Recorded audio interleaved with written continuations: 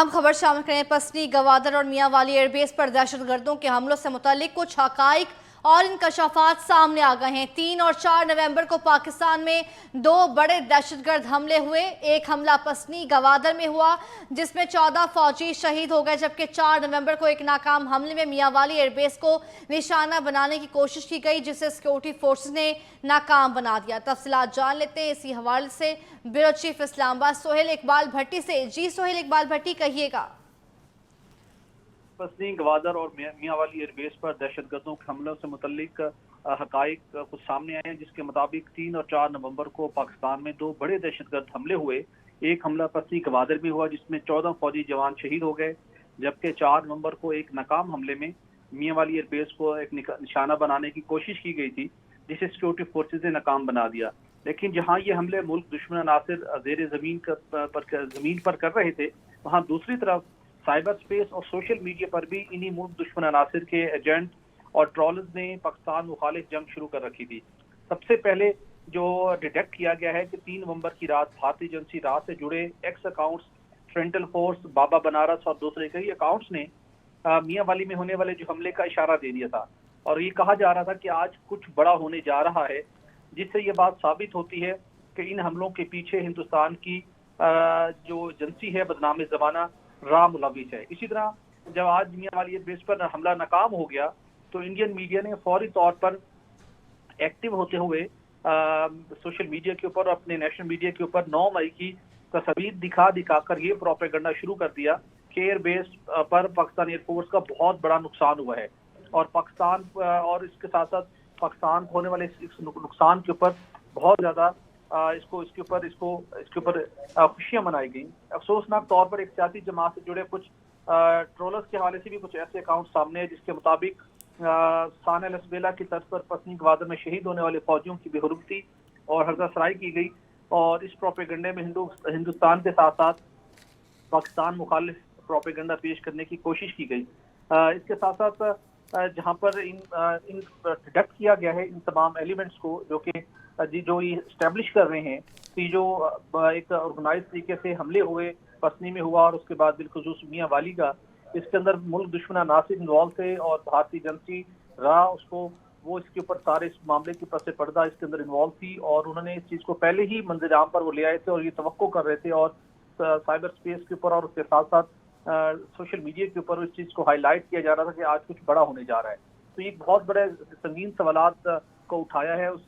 भारत से मुतल्लिक, वो भारत जो बहसी दहशतगर्दी में इन्वॉल्व रहा और आलमी सतह के ऊपर भी डिटेक्ट हो चुका, बिलखुसूस कनाडा के अंदर जो रियासती दहशतगर्दी की गई, और दुनिया के बेशतर ममालिक ने उनको स्ट्रांगली उसको कंडेम किया और भारत को बहुत क्रिटिसाइज किया, और कनाडा ने अपने जो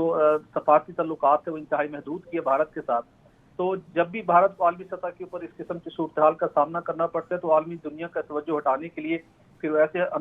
ऊंचे हंदों पर उतरता है और ऐसी कार्रवाइयों में मुलविस होता है। तो रियासती दहशतगर्दी में भारत की दुनिया से कोई ढकी छुपी नहीं, और अब तक की जो मालूमात सामने आई हैं, अब तक की जो मालूमात इकट्ठी की गई हैं, जो इन्वेस्टिगेशन की गई है, उसके मुताबिक इस सारे मामले के पीछे राह का हाथ वाज़ेह तौर पर दिखाई दे रहा है। जी अच्छा सोहेल, मुल्क दुश्मन कुव्वतें ना सिर्फ फिजिकली बल्कि साइबर स्पेस में भी हमला आवर है, और इस हवाले से क्या सोशल मीडिया पर जो पोस्ट वगैरह शेयर की गई है उसमें वाज़ेह तौर पर बताया गया था कि आज कुछ बड़ा होने जा रहा है? जी बिल्कुल ऐसा है, बिल्कुल ऐसा है। देखिए, जैसे कि मैंने बताया कि जब पसनी में एक हमला हुआ पसनी गवादर में, जिसमें 14 फौजी शहीद हुए, और उसके साथ साथ फिर हमने देखा कि ये हमला 3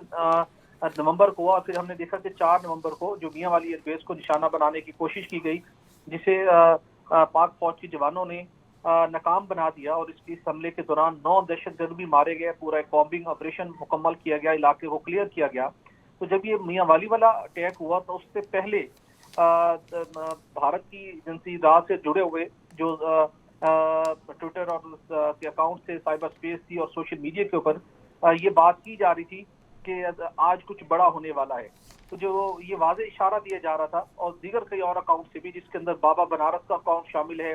फ्रंटल फोर्स का अकाउंट को डिटेक्ट किया गया है, इसी तरह एक्स अकाउंट जो एक एक्स ट्विटर के ऊपर है उसको डिटेक्ट किया गया, और ये वाज़ेह तौर पर उसमें बताया गया, जिसमें इशारा दिया गया कि आज कुछ बड़ा होने जा रहा है। जो ये बात साबित होती है کہ ان حملوں کے پیچھے بھارت کی بدنام زمانہ ایجنسی را ملوث ہے۔ تو سہیل، کیا ان تمام اکاؤنٹس کا تعلق براستہ راز سے بتایا جا رہا ہے؟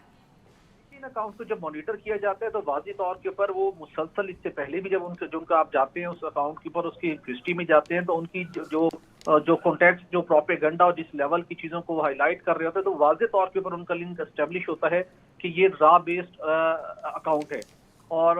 انہی اکاؤنٹ سے یہ نہیں تھا کہ کوئی نیا ایک اکاؤنٹ کریٹ کیا گیا، بلکہ وہ اکاؤنٹ جو پہلے سے اسٹیبلشڈ ہیں را کے ساتھ جن کا لنک بڑا اسٹیبلش ہے، انہی اکاؤنٹس کے ذریعے سے یہ ٹویٹ کی گئی جس کے اندر بتایا گیا کہ آج کچھ بڑا ہونے جا رہا ہے۔ تو ایک بات بالکل واضح ہے کہ اس سارے معاملے کے اندر بھارتی ایجنسی را انوالو ہے اور انہوں نے پاکستان کے امن کو سبوتاج کرنے کی کوشش کی۔ جی تو سہیل، انڈیا نے جس طرح سے برملا اکاؤنٹس پر شیئر بھی کیا، پوسٹ بھی کیا اور کچھ بتایا بھی، انڈیا بھی دینا چاہا کہ کچھ بڑا ہم کرنے جا رہے ہیں، تو ان اکاؤنٹس کے حوالے سے جو بھی ڈیٹیلز تھیں، کیا پاکستان کو پہلے سے ان کی کوئی انفارمیشن مل چکی تھی؟ دیکھیے، یہ بات تو پہلے سے اسٹیبلش تھی اور یہ کچھ اکاؤنٹ انڈر آبزرویشن تھے جو بھارتی بدنام زمانہ ایجنسی را کے ساتھ آپریٹ کر رہے ہوتے ہیں، را ایجنسی کے مقاصد کو حاصل کرنے کے لیے، پروپیگنڈے کو فروغ دینے کے لیے اکاؤنٹس یوز ہوتے ہیں۔ تو یہ سرویلنس میں تو تھے، اور آپ کو پتا ہے کہ اس سے پہلے کئی مرتبہ بڑے پیمانے کے اوپر ایسے اکاؤنٹس اور ایسی ویب سائٹ کو منظر عام پر لایا جا چکا ہے اور عالمی سطح کے اوپر ان کے اوپر کاروائیاں بھی ہوئیں جو ایسے مختلف ہتھ کنڈوں میں پروپیگنڈے کے ٹولز کے طور پر استعمال ہو رہی تھی۔ یہ تو بالکل پہلے سے ہی اسٹیبلش ہے، اور ابھی بھی کچھ اکاؤنٹس تھے جنہوں نے یہاں پہ یہ بات کی کہ آج کچھ بڑا ہونے جا رہا ہے۔ اس کی ساری معلومات کو اکٹھا کیا گیا اور اس کے بعد فردر تحقیقات کا سلسلہ جاری ہے، بالخصوص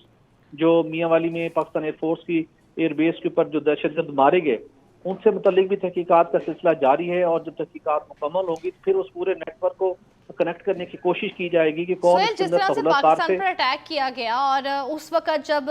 یہ غیر قانونی مقیم تارکین وطن کے حوالے سے بھی جو ہے وہ معاملہ چل رہا ہے پاکستان میں، اس وقت اس طرح کا حملہ کرنا اور اس کے بعد پہلے سے ہی برملا کرنا، اظہار کہ ہم کچھ بڑا کرنے جا رہے ہیں، جیسے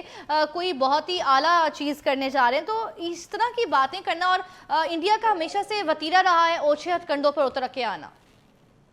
دیکھیے، بالکل آپ نے درست کہا، اور آپ کو پتا ہے کہ افغانستان سے بیٹھ کر انڈیا ایک بہت اپنی طویل عرصے تک وہاں سے آپریٹ کرتا رہا ہے پاکستان کے خلاف، اور مختلف غیر ملکیوں کو اور لوکل لوگوں کے ساتھ کنیکٹ کر کے پاکستان کے خلاف حملوں میں ملوث رہا ہے، اور کچھ دنوں سے یہ مسلسل یہ بیانیہ بنانے کی بھی کوشش کی جا رہی تھی جن غیر قانونی طور پر پاکستان میں مقیم غیر ملکیوں کو نکالا جا رہا ہے، اس سے متعلق بہت اگریسو سٹیٹمنٹس پاکستان کے خلاف ٹھیک ہے سہیل، ساتھ جاری رہے گا۔ کروائی۔ اسی پر بات کرنے کے لیے ہمیں جوائن کیا بریگیڈیئر ریٹائرڈ بابر علاؤدین صاحب نے، سے بہت شکریہ آپ کے وقت کا۔ سر، کہیے گا پسنی گوادر اور میاں والی ایئر بیس پر دہشت گردوں کے حملوں سے متعلق کچھ حقائق اور انکشافات بھی سامنے آئے، راز سے جو ہے جڑے ہونے کا کچھ فیک اکاؤنٹس کے حوالے سے بھی بتایا جا رہا ہے۔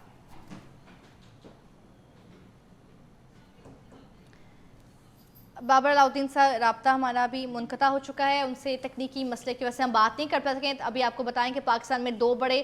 دہشت گرد حملوں کے حوالے سے ہم بات کریں، پسنی گوادر اور میاں والی ایئر بیس پر حملوں سے متعلق نئے انکشافات سامنے آئے ہیں۔